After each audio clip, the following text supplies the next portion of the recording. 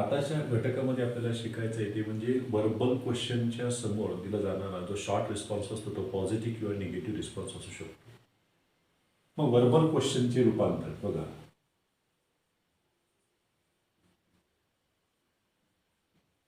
Verbal क्वेश्चनलाच आपण choice question, यालाच आपण येस नो टाईप क्वेश्चन असं देखील म्हणतो. वर्बल क्वेश्चनचे पुढे शॉर्ट रिस्पॉन्स कसा द्यावा, मग तो शॉर्ट रिस्पॉन्स हा पॉझिटिव्ह किंवा निगेटिव्ह असू शकतो. जसं यस म्हटलं तर पॉझिटिव्ह आणि नो म्हटलं तर निगेटिव्ह.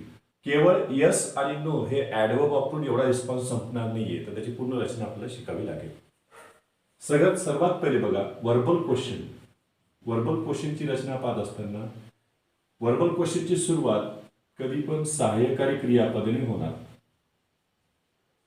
या सहाय्यकारी क्रियापदामध्ये बीचे रूप असू शकते, हॅवचे रूप असू शकते, डूचे रूप असू शकते किंवा मॉडल असू शकते. सहाय्यक क्रियापदाच्या नंतर कर्ता, हा कर्ता जर इथं सेकंड पर्सन यू मध्ये असेल, पुढे मुख्य क्रियापद ही रचना असो नसो, म्हणजे हे दोन घटक महत्वाचे, एक सहाय्यक क्रियापद आणि कर्ता. याचा पॉझिटिव्ह रिस्पॉन्स देताना सुरुवातीला रचनेमध्ये येस हे ॲडवर्ब वापरा. त्याच्यानंतर कर्ता, इथं सेकंड पर्सन यू असेल तर उत्तर देत असताना आपल्याला फर्स्ट पर्सन वापरावं लागतं. उदाहरणार्थ आपल्याला आधी कोणी प्रश्न विचार बघा, व्हॉट इज युअर नेम, तर आपण असं म्हणायचं का your name is dash dash. What is your name, लगेच आपण काय करायचो, माय नेम इज. मला सांगा की आपल्याला कोणी शिकवलंय माय नेम इज म्हणायचं, युअरचं माय करायचं, याचा अर्थ सेकंड पर्सन तुम्ही काय करायचं, फर्स्ट पर्सन करायचं. एक साधा चित्रपटाला तुम्हाला एक प्रसंग सांगतो, तो म्हणजे जिस देश में गंगा रहता है.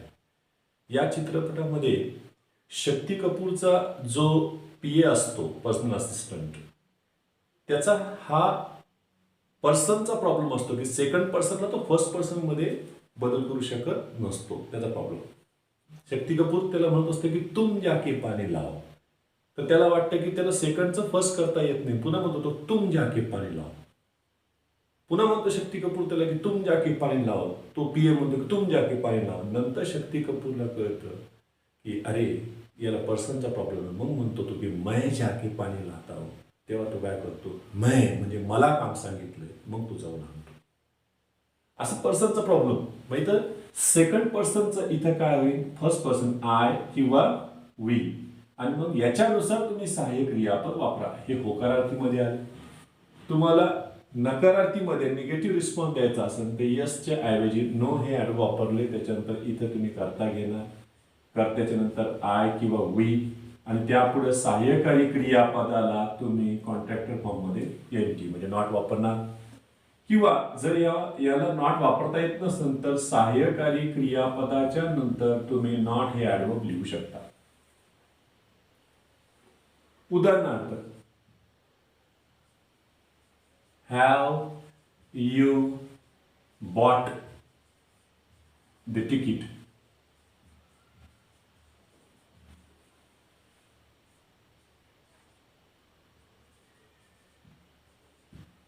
पॉझिटिव्ह रिस्पॉन्स मध्ये बघा, याच्यामध्ये हॅव यू, येस, यूच्या ऐवजी त्यांनी काय वापरलं, आय. Yes I have.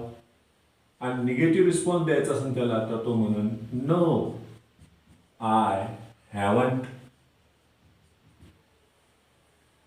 दुसरं उदाहरण दिलं बघा, are you ready. Positive response मध्ये येस यूच झालं आय, आणि आर वापरता येत म्हणून काय, आय एम. आणि त्याला जर निगेटिव्ह रिस्पॉन्स द्यायचा असतं तर त्यांनी असं नो आय आरंट नाही करायचंय, तर इथं काय करायचंय, एम नॉट असं लिहिते चालतं, कारण हा काही क्वेश्चन टॅगचा भाग नाही.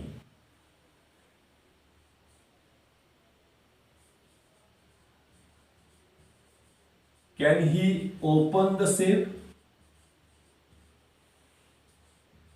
पॉझिटिव्ह रिस्पॉन्स मध्ये एवढ्याला घेऊन बघा, yes he can. Negative response द्यायचा असेल तर no he can't.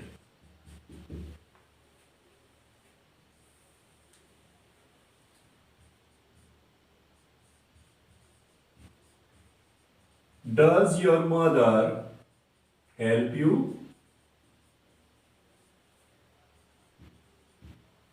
Positive response मध्ये तुम्ही येस मग असं करणार आहे की माय मदर डज.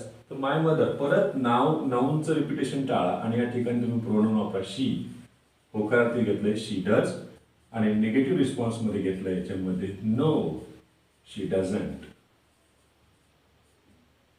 मी दोन्ही रिस्पॉन्स तुम्हाला सांगतोय. परीक्षेमध्ये कोणता तरी एकच रिस्पॉन्स तुम्हाला विचारतील किंवा पर्यायामध्ये. Did you meet my father?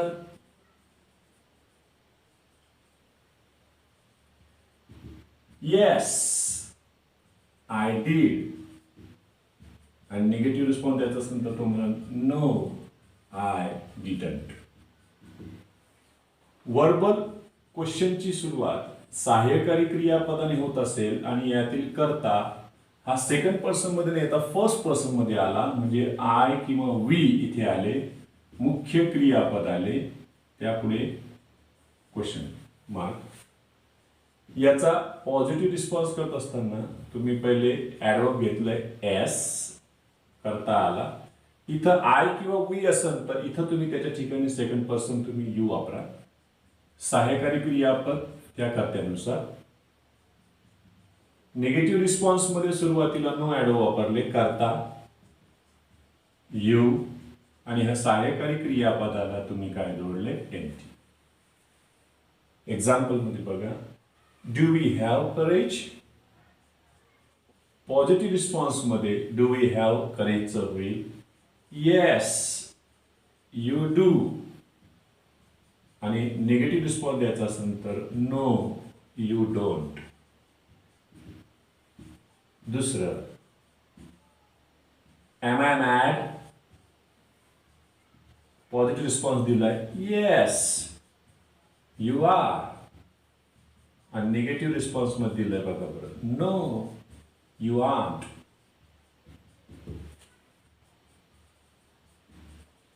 Must I help her. उदाहरण व्यवस्थित वाचा. मस्ट आय हेल्प हर म्हणजे याच्यामध्ये नेसेसिटी दाखवलेली आहे त्यांनी. पॉझिटिव्ह रिस्पॉन्स मध्ये नेसेसिटी घ्या yes you must. Negative response मध्ये तुम्ही दिलं समजा नो यू आणि मस्टचं तुम्ही जर निगेशन फॉर्म वापरलं मसन तर हे रॉंग झालं कारण याच्यातून तुम्हाला प्रोहिबिशनचा बोध होतो, प्रतिबंधाचा. आपल्याला नो नेसेसिटीचा बोध व्हायला पाहिजे. इथं नेसेसिटी आहे तर नो नेसेसिटी आपण निडंट वापरूया म्हणजे हे आन्सर रॉंग झालं. करेक्ट होईल त्याच्यामध्ये बघा no you needn't. May I come in sir. Positive response मध्ये बघा बरं कोणी जर तुम्हाला म्हटलं की may I come in sir तर तुम्ही काय ऐकलं असं आतापर्यंत किंवा काय बोलला असाल तुम्ही आतापर्यंत येस कम इन किंवा काय म्हणते प्लीज कम इन. पण माझं म्हणणं आहे की कम इन हे मेन वर्ब याच्यामध्ये रिपीट करायचंच नाही ना तुम्हाला. फक्त हेल्पिंग वर्बवरच तुमचा रिस्पॉन्स राहील, हेल्पिंग वर्ब आणि त्यातला सब्जेक्ट. मग इथे बघा तुम्ही म्हटलं की येस प्लीज मग याचं रिपिटेशन टाळा येस प्लीज किंवा यू मे असं म्हणायचे येस प्लीज डू. आणि निगेटिव्ह रिस्पॉन्स द्यायचा असेल तर तुम्ही नो प्लीज डोंट. मागेच्या परीक्षेमध्ये याचं उलट विचारलं होतं म्हणजेच वर्बल क्वेश्चनचं शॉर्ट रिस्पॉन्स नाही तर दिलेल्या शॉर्ट रिस्पॉन्सला सुटेबल किंवा बेस्ट क्वेश्चन तुम्ही निवडा असा एक प्रश्न पेपरला आला होता. बघा प्रश्न आला होता choose the best question to the given response. Response होता येस आय डू. बरं जण म्हणतील एवढं काय करायचं सोपंच आहे एकदम आपण करू शकतो परीक्षेमध्ये आल्यानंतर. आता प्रश्न तर काही एवढे आठवत नाही मला कोणते आले ते पण एक अंदाजित मी पर्याय तयार करू शकतो. येस आय डू याचं पहिलंच केलं बघा. समजा हॅव यू मेट हर. दुसरा केला याच्यामध्ये did you play chess. Do you like tea. Do we have time. बघा रिस्पॉन्समध्ये तुम्हाला आय डू दिसतं, त्याच्यामुळे तुम्ही इथं हॅव आणि डीड ने सुरू होणारा क्वेश्चन तर घेणारच नाही. हे मध्ये डूच घेणार, दोघांकडे डू आहे. मग इथं बघा बरं आय डू म्हणजे इथं फर्स्ट पर्सन घ्यायचंय का, तर नाही. फर्स्ट पर्सन तुम्हाला घ्यावं लागेल. सेकंड पर्सन याच्यामध्ये हे रॉंग झालं. नंबर 3 आन्सर आहे. असाच एक प्रश्न ऐकतो. समजा मी इथे बघा येस यू आर याच्यापैकी तुम्ही दोघांपैकी एक प्रश्न निवडा. बघा am I mad. Are you mad.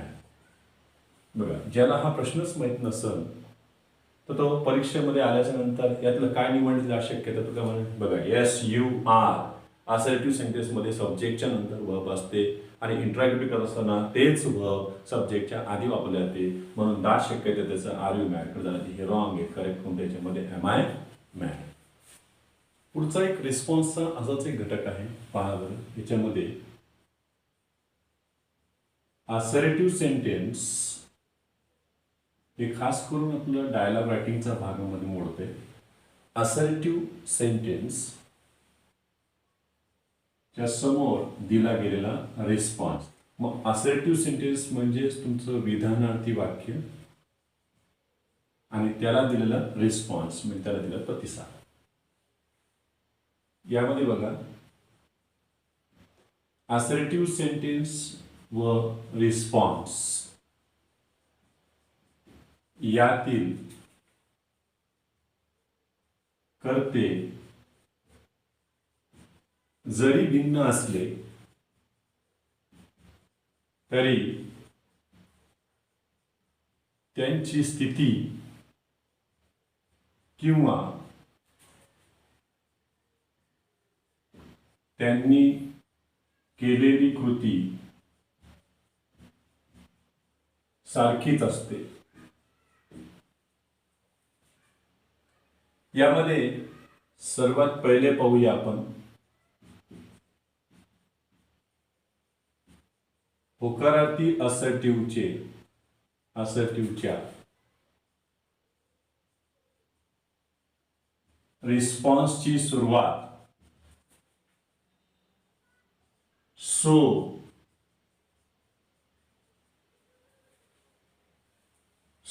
या ऍडवर्बने होते व सो नंतर सहाय्यक क्रियापद व रिस्पॉन्स मधला जो करता आहे त्याला आपण 2 नंबरचा करता असं देऊया. नंबर 2 सहाय्यक क्रियापद व करता 2 ही रचना वापरावी. आपण रचनेमध्ये येऊया. असर्टिव्ह मध्ये येईल करता. आपण याला 1 नंबरचा करता देऊ. सहाय्यकारी क्रियापद, मुख्य क्रियापद, फुल स्टॉप. याचा रिस्पॉन्स नोंदवूया. सुरुवातीला काय आलेलं आहे सो हे ऍडवर्ब आले. सोच्या नंतर सहाय्यकारी क्रियापद. एक लक्ष ठेवा थोडंसं प्रश्नार्थी रचनेसारखंच आहे, म्हणजे कर्त्याच्या आधी सहाय्यक क्रियापद यामध्ये वापरलेलं आहे आणि इकडे येईल दुसरा करता. उदाहरणार्थ बघा यू आर बिझी. तुम्ही बऱ्याच वेळेस डायलॉग ऐकला असतो बघा. समोरचा व्यक्ती काय म्हणत असतो की मी फार व्यस्त आहे. मग तो म्हणतो मी फार व्यस्त आहे, तर मग त्याच्याही समोरचा जो प्रतिसाद देणार आहे तो पण काय करतो त्याचं वाक्य पहिले रिपीट करतो नंतर स्वतःचं वाक्य बोलत असतो. तू म्हणतोस की तू व्यस्त आहेस मग मी का रिकामटेकडा आहे का, याचा अर्थ मी सुद्धा व्यस्त आहे. You are as busy as I am. त्याच पद्धतीने रिस्पॉन्स दिलेला आहे. फक्त इथं ॲजच्या ठिकाणी आपल्या इथं सो. मग याच्यामध्ये तुम्हाला पर्याय दिला यू आर बिझी, मग याने दिलं बघा सो आय एम, आणि दुसरा पर्याय दिला सो एम आय. बघा जर तुम्ही हा प्रकार शिकलाच नसाल किंवा तुम्हाला हा माहीतच नसेल आणि परीक्षेमध्ये जर डायरेक्टच तुमच्यासमोर असे उदाहरणं जर आले तर बऱ्याच वेळेला आपण काय करतो की याच्यातलं निवडायला कोणतं घेऊ, तर यू आर असेल तर मग इथं सोच्या नंतर काय आलं पाहिजे, आय एम. तर ही रचना होत नाही. रचना कोणती याच्यामध्ये, सो एम आय. दुसरे घेतलं याच्यामध्ये, आय हेल्प हर. मी तिला मदत केली. मग मी जसं तिला मदत केली तशी तू पण तिला केलीस. मग याच्यामध्ये दिलं बघा बरं, सो यू डीड. आणि दुसरा पर्याय दिला आहे, सो डीड यू. उत्तर कोणतं झालं, सो डीड यू. तिसरं दिलं बघा, आय कॅन स्पीक इंग्लिश. पहिला पर्याय दिला त्यांनी, सो कॅन यू. आणि दुसरा पर्याय दिला आहे, सो यू कॅन. उत्तर कोणतं आहे त्याच्यामध्ये, so can you.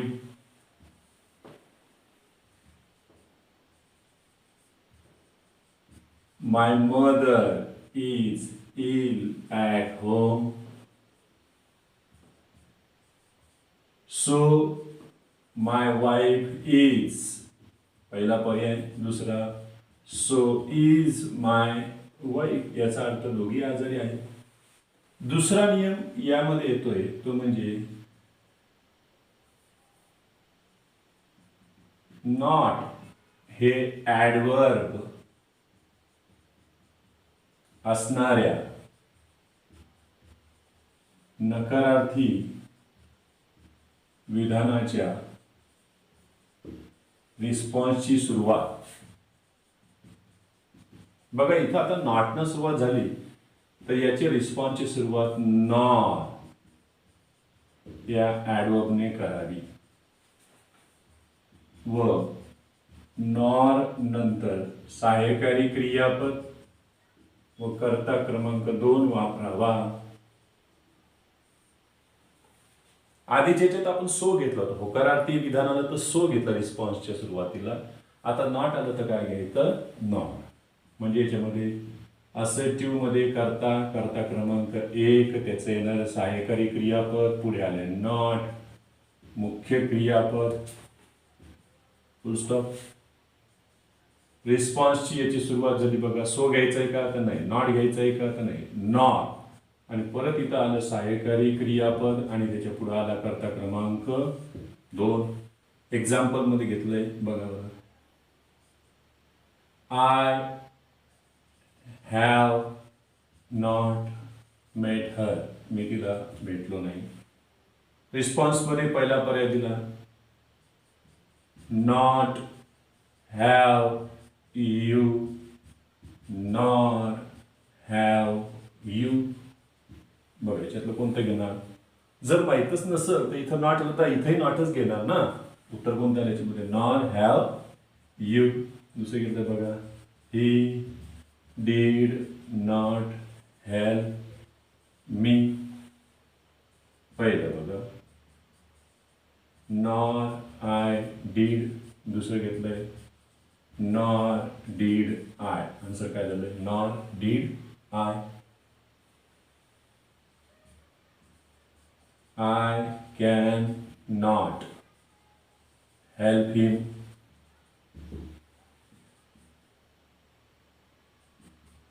Nor can you. दुसरं, nor you can. आन्सर काय झालं, nor can you. तिसरा याच्यामध्ये नियम आलाय तो म्हणजे नेवर हे ऍडवर्ब असणाऱ्या विधानाच्या रिस्पॉन्सची सुरुवात. मग आता काय नेवरचं एव्हर करायचं का इथं नाही. रिस्पॉन्स मग सो वापरायचं का नाही, नॉर वापरायचं का नाही, नॉट वापरायचं का नाही, नेवरचं नेवरच घ्यायचं का तर नाही. सुरुवात नायदर या ऍडवर्बने करावी व नायदर नंतर पुन्हा सहाय्यकारी क्रियापद व कर्ता क्रमांक 2 ही रचना वापरावी. म्हणजे कॉमन झालेलं आहे. असर्टिव्ह मध्ये बघा बरं, कर्ता क्रमांक 1 सहाय्यकारी क्रियापद, इथं ॲडव्हर्ब आलं नेवर, मुख्य क्रियापद फुल स्टॉप. रिस्पॉन्समध्ये त्याच्यामध्ये आलंय नायदर, सहाय्यकारी क्रियापद, कर्ता क्रमांक 2 ज्याच्याशी तुलना होते तो. नंबर 1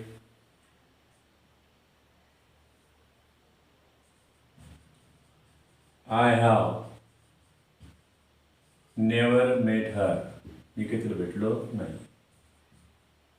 मग इथं सांगा नॉर हॅव यू, हे उत्तर बरोबर होईल की नेवर हॅव यू हे उत्तर बरोबर होईल का नायदर यू हॅव हे उत्तर बरोबर होईल की हे होईल नायदर हॅव यू. कोणता आन्सर करेक्ट आहे याच्यातलं, तर आन्सर नंबर हो नायदर हॅव यू. दुसरं उदाहरण दिलं बघा, शी नेवर टेक्स टी. मग पहिलाच पर्याय दिला आम्ही तुम्हाला नायदर डज आय. दुसरा पर्याय दिला नायदर डू आय. सांगा कोणतं घेऊ याच्यातलं. इथं टेकला यस लागलं म्हणजे हे शी ह्या कर्त्यासमोर होतं थर्ड पर्सन सिंग्युलरमध्ये, पण इथं फर्स्ट पर्सन असल्यामुळे डज येणार नाही. उत्तर कोणतं आलं याच्यामध्ये नायदर डू आय. मग यावर एक सोपे पद्धत आपण एक लक्षात घेऊया टेक्निकली, की आपण पाहिलं की असर्टिव्हमध्ये असर्टिव्हचा तुम्हाला रिस्पॉन्स करायचं म्हणजे मध्ये काही गोष्टी कॉमन आहेत का ती आपण चेक करूया. असर्टिव्हमध्ये आपण सुरुवातीला पाहिलं की ज्याच्यामध्ये नॉट म्हणजे नकारार्थी नसतंच ते होकारार्थी असतं, तेव्हा तुम्ही ॲडव्हर्बनं सुरुवात केली होती रिस्पॉन्सची. त्याच्यानंतर जेव्हा नॉट हे ॲडव्हर्ब आले तेव्हा त्या ठिकाणी नॉटच्या ऐवजी तुम्ही घेतले होते तर नॉर हे ॲडव्हर्ब घेतले होते सुरुवातीला. आणि आत्ताच आपण नेवर आल्याच्या नंतर इथं नायदर हे ॲड वापरले आणि ह्या तिघांच्या नंतर येणारी कॉमन गोष्ट होती ती म्हणजे सहाय्य क्रियापद आणि रिस्पॉन्स मधला करता. मग तुम्ही काही विद्यार्थी म्हणतात की सर एवढंच सांगायचं असतं एवढं मोठं शिकवायच्या आधी, हे सोपं झालं. पण हे केव्हा कळालं, शॉर्ट ट्रिक्स केव्हा कळतात, जेव्हा तुम्ही पूर्ण शिकता तेव्हाच.